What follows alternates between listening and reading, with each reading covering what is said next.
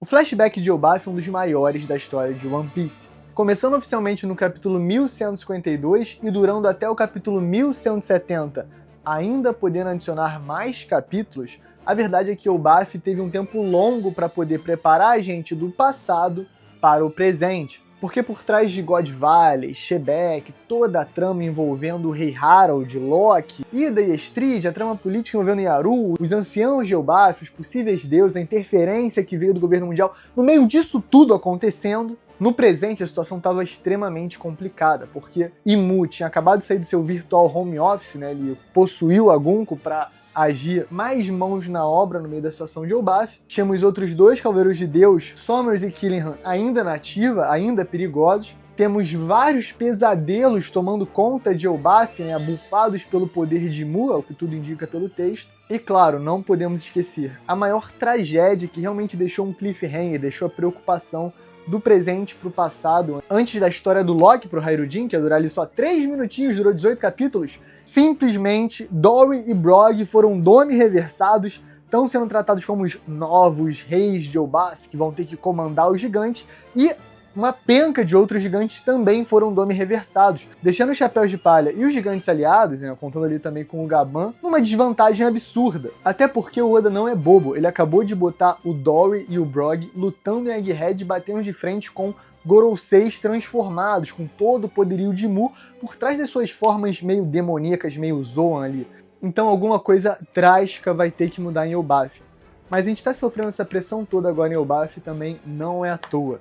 E é nesse momento que o Oda vai pendular o roteiro, porque ele adora ficar que nem um mago aqui, ó, brincando com o Yoyo. Ele vai, ele volta, ele vai, ele volta, porque as coisas estão acontecendo ao redor. E é disso que a gente vai falar hoje. Então, fala galera, Chapéus para aqui, eu sou o Derek. Hoje a gente vai trazer 3 personagens esperados que não vão aparecer em 2026 e 3 personagens que vão aparecer com toda certeza e como eles vão afetar o roteiro. Esse já é um vídeo aqui do início de janeiro de previsão, vamos olhar para trás, ver se fez sentido, mas eu tô com bastante confiança que essas vão ser cravadas. Se curte o vídeo, já deixa o like, já se inscreve, checa o link na descrição, apoia nossas parceiras, tamo junto sempre e, sem mais delongas, chama a vinheta, Lanzito.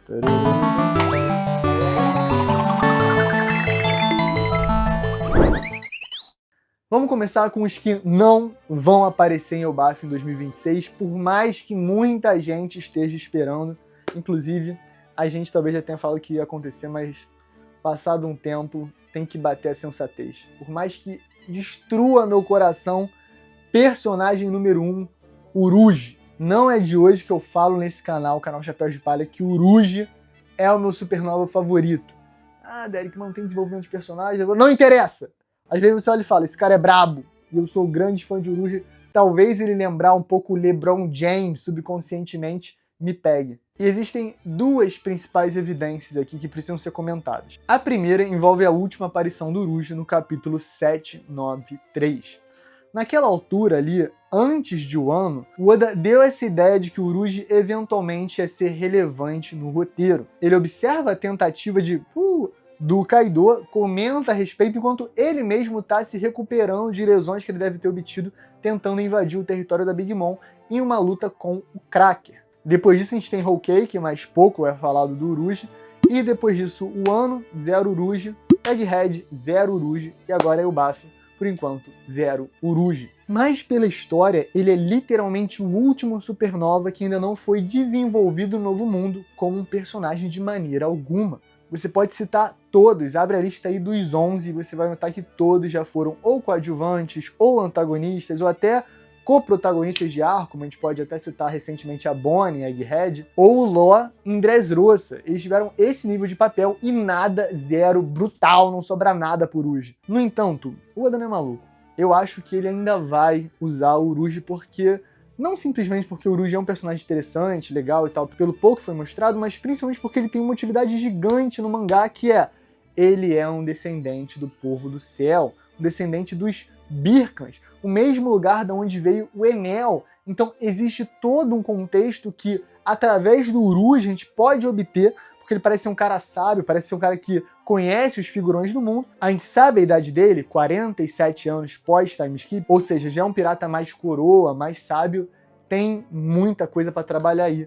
No entanto, eu já desisti de Elbaf. Não vai ser no arco de Elbaf, inclusive eu tô apostando que talvez Goldstar seja de fato uma ilha do céu e através de Goldstar aí sim apareça o Uruz e a gente entenda melhor toda essa questão das ilhas do céu. O Oda já colocou algumas dicas, a gente sabe que Elbaf tem também um sistema de ilhas do céu, mas que a gente não entrou ainda, e com o caos que Imu tá botando agora, a guerra que tá agora, eu imagino que vai ser igual ao fim de Egghead, ali, uma grande batalha até os Chapéus de Palha escaparem ou alguma coisa acontecer. Não consigo imaginar você ter mais um arco esticado, mais momento de enredo, mais momento de calmaria, porque o Imu tá possuindo a Gunko, Nome reversando os gigantes e tacando fogo em tudo, não tem como escapar disso. E isso nos leva ao personagem número 2, que não vai aparecer também, God Enel. Outro personagem que está com uma expectativa gigante para retornar à obra há anos e anos, mas o Oda ainda não encaixou o timing perfeito para ele voltar. A gente deixou ele lá na história de capa do capítulo 474, na Lua, depois de ter descoberto um enredo muito importante ali nos murais, ali uma coisa bem arqueológica, quase um hieroglifo das luas, e ele tá também com o seu poder infinito da Gorogoro no Mi, controlando os autômatas, né, que é esse exército de soldadinhos, ainda o povo lunar ali, todo mundo fechado com o Deus Enel. Então a gente pensa o quê? Ele vai pegar a Maxim e vai descer na Terra em algum momento. Quando ele vai descer na Terra? Não vai ser em Elbaf. Não vai ser em Elbaf porque ele vai descer na Terra em Roadstar. Eu acho que o Oda escreveu sobre Roadstar ali, ó, de maneira discreta na carta da virada do ano de A Jump Fest, né, que o Lipe cobriu aqui, vale até deixar o link. E nesse momento acho que ele tá nos preparando pra...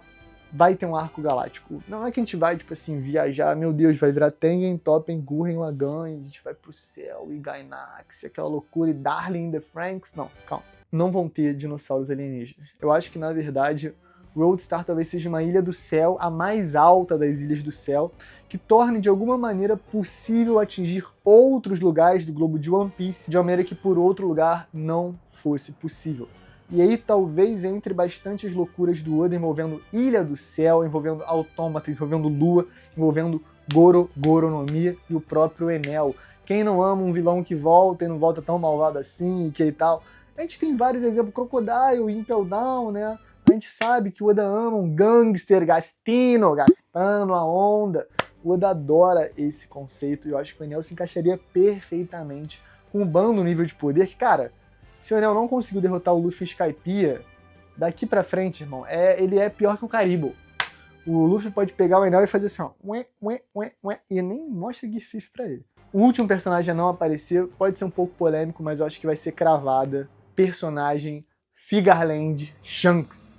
Sim, o Ruivo não vai aparecer em 2026, eu tô cravando aqui, mas calma. Derek, como é que ele não vai aparecer e tal, pá?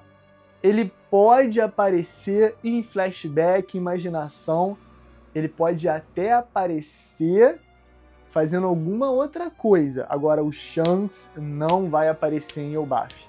Ele não pode aparecer em Elbaf, justamente porque o Oda delimitou uma coisa muito curiosa. Ele delimitou que com a marca do abismo, Shanks não poderia se opor ao Imu.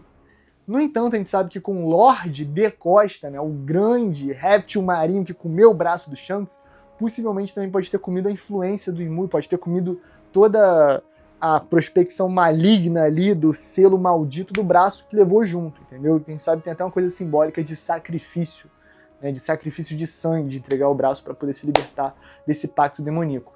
Dito isso, eu acho que o Shanks não pode aparecer em Elbaf, porque se ele aparecer, a gente vai ter a resposta. A gente vai ter a resposta muito cedo. Eu acho que o Oda quer deixar essa tensão máxima no ar quando o assunto envolve Shanks, até para ter uma cartada na manga. Porque a gente tá falando de um personagem muito poderoso, com uma expectativa muito grande em cima dele, mas que não vai ser o protagonista do mangá. O protagonista é o Luffy. Então eu acho que para não sofrer o efeito Satoru Gojo, que o Shanks pode tomar... Não, nunca isso aconteceria, né? Mas enfim... Pra não ter um problema de, meu Deus, o Shanks então deveria ter feito isso ou aquilo, o Shanks não é forte o suficiente pra fazer isso ou aquilo e tal, o Oda já colocou esse dispositivo e eu acho que revelar se o Shanks consegue ir contra o Imu agora seria cedo demais, eu acho que vai ser ali uma carta na manga, até porque pode ser algo que o Shanks conte diretamente pro Luffy quando eles se encontrarem. Eu acho que pode ser realmente uma coisa relevante para o Luffy entender. pô, então se a gente for contra esse cara tu vai poder e tal, o Shanks talvez fale, eu tenho medo de ser transformado, eu tenho medo de ainda estar sob influência, eu não sei, mas eu não quero testar. Existem várias possibilidades aí que o Oda pode usar para não necessariamente ter o Shanks ali, ah, meu Deus, nível de poder absurdo e tal, ele resolve tudo, ele é o MacGyver, atrapalhando a aventura do Luffy. Não é questão de atrapalhar, mas vocês entenderam. Ok, agora vamos para os 3 que com certeza vão aparecer em 2026. O primeiro que com certeza vai aparecer em 2026 vai ser Monkey D. Dragon. Por quê?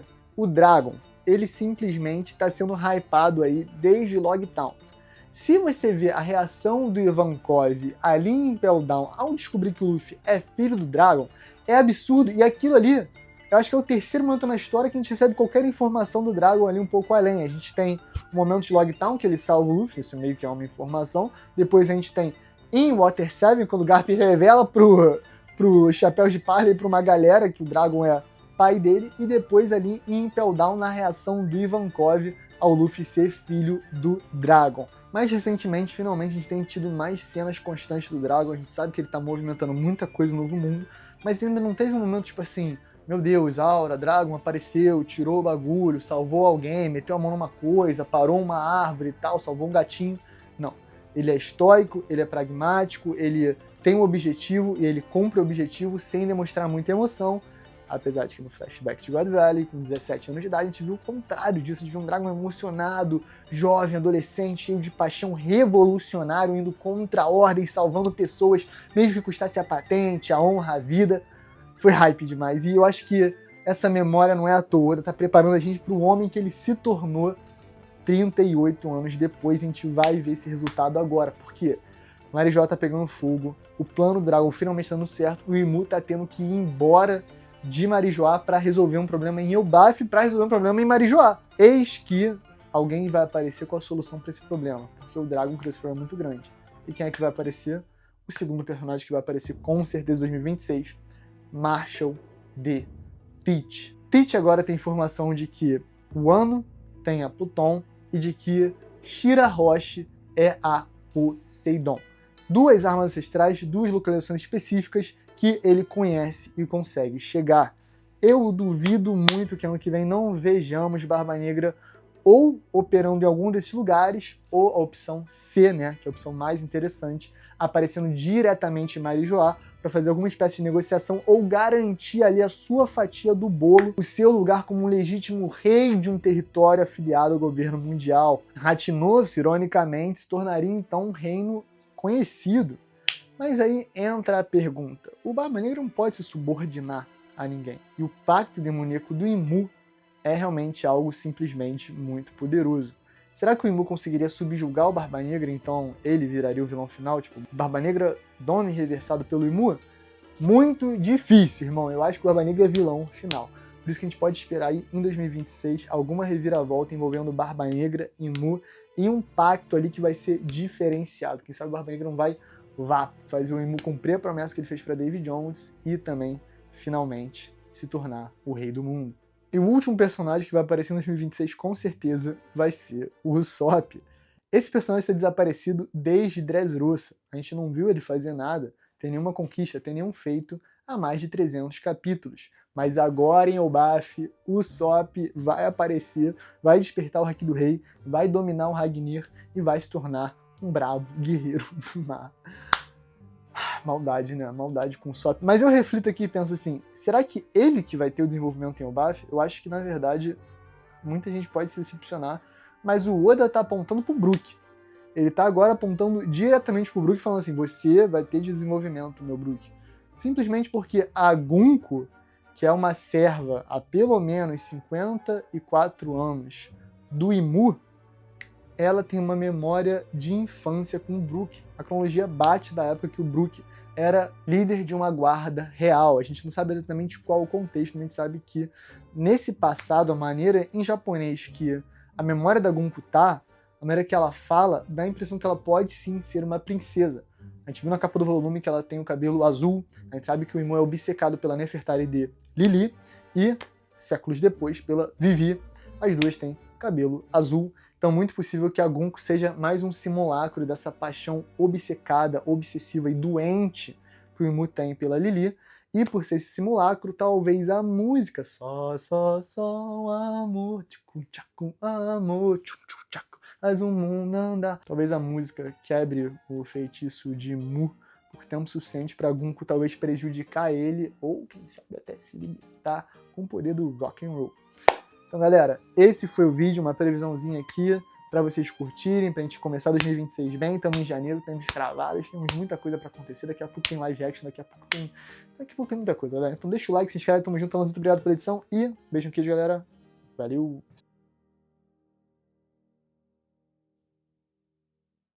Pó de palha secreto de uma mariposa do tamanho do Mothra. Uma mariposa do tamanho de um Antonov no banheiro de hóspede. E aí, simplesmente, eu fui, né? E aí eu vi 2 dias e ela tava lá ainda. Aí no terceiro dia, gente, olha, né? O tempo passa, você acha que o bicho vai sair, ele tava lá preso. Eu olhei e falei, cara, esse bicho vai morrer de fome. Aí eu fui e consegui, luz a luz, e tirando ela, só que ela tava tão cansada que ela deu uma descansada no chão, assim, eu falei, porque ela era gigante, assim, devia dar trabalho bater asa. Aí eu fui, peguei um Tupperware gigante, né, botei um plástico em volta, né, pra proteger o Tupperware. E aí eu consegui pegar ela e jogar lá pro jardim, e ela saiu feliz, voando. Eu pensei, é duro, né, ser um animal, ser um bichinho. A gente tem que ter paciência, porque o bicho tá bem na natureza. A gente mete um prédio, né, 100 milhões de anos atrás, a mariposa não tinha que se preocupar com estar presa no banheiro de hóspede de ninguém, né? Ela só tava se preocupar com, sei lá, com o piche, com predadores naturais. Agora é o banheiro de hóspede. Então, assim, galera, tem que acabar o ser humano. Um beijo no queijo, galera. Valeu!